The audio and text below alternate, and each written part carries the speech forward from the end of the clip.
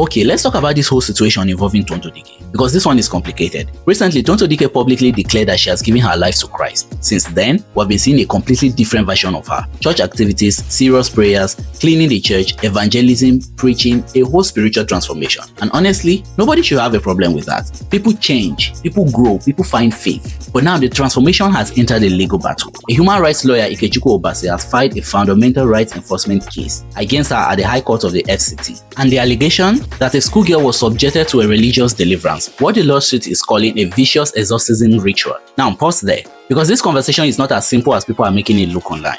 The first question everybody is asking is this: who said the girl was possessed? Because deliverance is not something you just wake up one morning and start performing on random. Was it the parent that said the girl needed spiritual help? Did the school invite prayer? Was there any sign that this child was dealing with something spiritual? Or did someone simply decide, yes, this child needs deliverance? And remember, we're talking about a minor here, which immediately brings up the issue of consent. Did the parents approve this? Because when a child is involved, you cannot just rely on good intentions. Even if the intention is prayer, even if the intention is deliverance, even if the intention is helping, there are still rights. Then there is another part of the story that people are quietly discussing but not saying loudly: the camera. Because ever since Tonto Dikeh announced this spiritual journey, we have been seeing videos of her praying, videos of her sweeping the church, videos of her preaching, videos of spiritual moments, and now allegedly a video involving deliverance. Now look, some people will defend this immediately. They will say it's evangelism, showing your faith publicly, inspiring others, letting the world know that God has changed your life, and that's a valid argument. But others are asking a different question entirely. When you are doing the work of God, does it need an audience? Does every act of faith need to become a content?